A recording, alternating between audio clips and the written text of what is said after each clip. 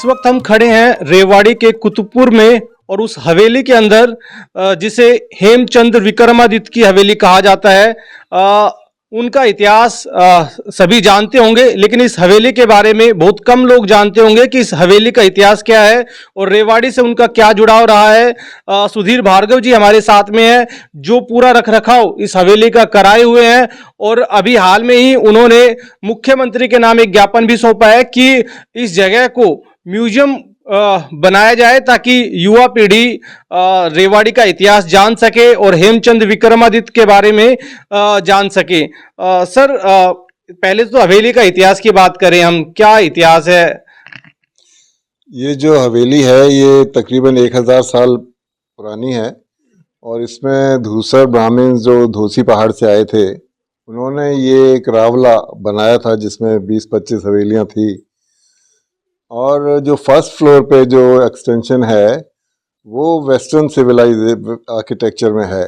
मतलब पुर्तगीज जैसे जब आए थे यहाँ पर तोपों की कंसल्टेंसी देने के लिए, सॉल्ट पीटर बनाने के लिए, जिसको हम तोपों का गन पाउडर बोलते हैं, उसके बनाने के लिए ऊपर आए थे।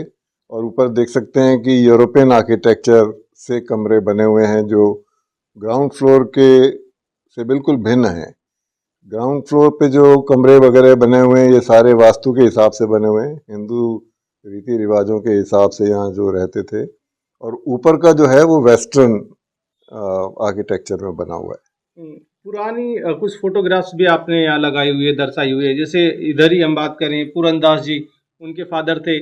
और ये जो हवेली है आप जैसे बता रहे उनके भांजे की हवेली थी, तो कैसे यहाँ? ऐसा था कि हेमचंद्र जी का जन्म तो माछेरी एक जगह है जो मत्स्य राज्य की राजधानी होता था पहले कभी, जिसका पुराणों में नाम आता है, महाभारत में आता है। मत्स्य राजा मत्स्य राज्य बड़ा वैभवशाली था, तो उसकी राजधानी थी माछेरी। और वहाँ के राजपुरोहित थे इनके पिताजी, हेमचंद्र जी के जो पिताजी थे, इनका जन्म वहीं हुआ था। वहाँ भी एक हवेली है, हम अक्सर जाते रहते हैं। तो अपने बचपन काल में वो यहाँ आ गए थे अपनी बहन के पास। उनकी बहन की शादी यहाँ हुई थी गुणचंद्र जी के साथ, जो रमैया जी के पिताजी थे। रमैया जनरल थे जो सेकंड बैटल में पानीपत की लड़ाई में उनकी भी डेथ हो गई थी। तो हेमचंद्र जी ने यहाँ आके अपनी बहन के पास शिक्षा ग्रहण की, यहाँ घुड़सवारी सीखी। यहाँ रेवाड़ी उस समय बड़ा शहर था तो यहाँ सुविधाएं ज़्यादा थी, तो यहाँ रह के उन्होंने सब कुछ सीखा। और उसके बाद यहाँ से वो जब शिक्षा वगैरह ले ली उन्होंने, तो वो शेरशाह सूरी को तोपों की सप्लाई शुरू की उन्होंने, क्योंकि वो भी उनके बचपन के साथी थे। परिवार दोनों अच्छे लैंडलॉर्ड्स थे दोनों परिवार। तो शेरशाह सूरी उस समय तक बिहार में एक छोटे से राज्य का समझिए कि राजा बन गया था, उसके पास अच्छी फौजें भी थी। तो बाबर ने आक्रमण किया, तो बाबर को हराने के लिए उन्होंने तोपों की सप्लाई हेमचंद्र जी से कही कि तुम अरेंज करो। तो इन्होंने विजयनगर अंपायर जो दक्षिण में होता था, बड़ा पावरफुल अंपायर था, वहाँ से उन्होंने तोपों की सप्लाई शुरू की। वहाँ पुर्तगाली लोग थे, बाद में पुर्तगाली यहाँ आके रेवाड़ी में तोपें कास्ट करने लगे। गन पाउडर का यहीं मैन्युफैक्चरिंग करी। ये भी कहा जाता है कि जो पहली पानीपत की लड़ाई हुई थी तो उसमें जो तोपों का इस्तेमाल हुआ था वो रेवाड़ी में बनी थी वो तोपें, और हेमू ही उसकी देन थे। पहली जो लड़ाई हुई थी उसमें तो सिर्फ बाबर के पास तोपें थी, वो विदेश से लेके आया था। और हमारे पास हिंदुओं के पास कोई तोप, मतलब जो अफगान थे जो यहाँ, उनके पास तोपें नहीं थी, तो बाबर इजीली तोपों के बल पे जीत गया।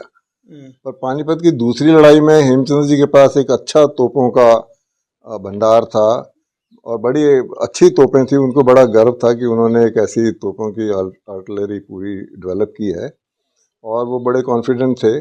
पर जैसा कि लड़ाई में हुआ, हालांकि तोपें उस समय उनके काम नहीं आई, पर फिर भी लड़ाई में इतनी बड़ी फौज थी पानीपत की लड़ाई में कि उनकी जीत निश्चित थी। अगर उनकी आंख में वो तीर नहीं लगता, जो एक एक्सीडेंट कहा जाता है, तो वो लड़ाई जीत लेते और इतिहास कुछ और ही होता है।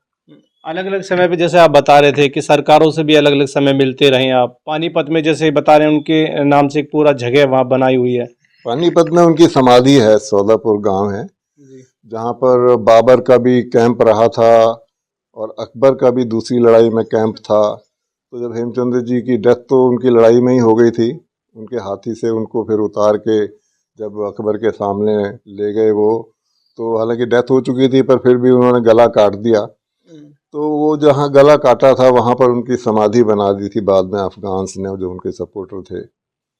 और वो अभी थोड़ी कंट्रोवर्शियल हो गई है, मुसलमानों ने उस पर कब्जा किया हुआ है, तो उसको छुड़ाने के लिए हमने सीएम साहब से रिक्वेस्ट की है। उन्होंने वहाँ कुछ काम किए हैं और उस समाधि को अब उन्होंने एक तरह से स्टेटस को में रखा हुआ है, कुछ एक्टिविटी वहाँ कम कर दी हैं। तो हम उम्मीद कर रहे हैं कि वो भी करेंगे, उसका वहाँ मेमोरियल अभी बनाएंगे। जो आपने ज्ञापन दिया वो ज्ञापन क्या था, क्या चाह रहे हैं आप, क्या होना चाहिए? हम पहले भी हमने उनको रिक्वेस्ट की थी कि आप इसको एक मेमोरियल बना दें। ये हवेली हम देने को तैयार हैं सरकार को, हमारे जैसे और भी परिवार के लोगों ने बात की थी। तो इसको एक लाइब्रेरी बना दें या एक रिसर्च सेंटर बना दें, क्योंकि उनके बारे में इंफॉर्मेशन अभी पूरी है नहीं पब्लिक डोमेन में। तो ये जगह हम देने को तैयार हैं, मतलब अगर सरकार इनिशिएटिव ले तो। ये लेकिन महाभारत कालीन नगरी है रेवाड़ी, तो वो इतिहास भी यहाँ दर्शाया जाए। रेवाड़ी सिर्फ महाभारत कालीन नहीं है, ये ब्रह्मव्रत का नक्शा है। रेवाड़ी 10 का इतिहास 10,000 साल पुराना ग्रंथों में मिल जाता है। मनुस्मृति में जो ब्रह्मव्रत को की ज्योग्राफी दी है उसमें रेवाड़ी एक इम्पोर्टेंट प्लेस था।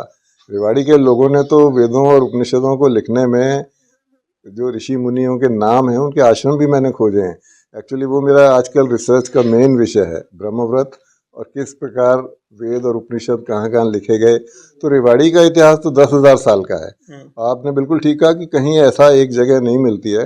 हम तो चाहेंगे कि जो वेदों और उपनिषदों में जो चीज़ें मिलती हैं वो भी यहाँ डिस्प्ले करें। जियोग्राफी है, मैंने तो बहुत सारे आश्रम उन ऋषियों के आइडेंटिफाई किए हैं जिन्होंने वसुधैव कुटुंबकम जैसे श्लोक हैं वो लिखे हैं। तो ये एक बड़ी उपयुक्त जगह है, सरकार अगर इसको करती है तो हमें अच्छा लगेगा।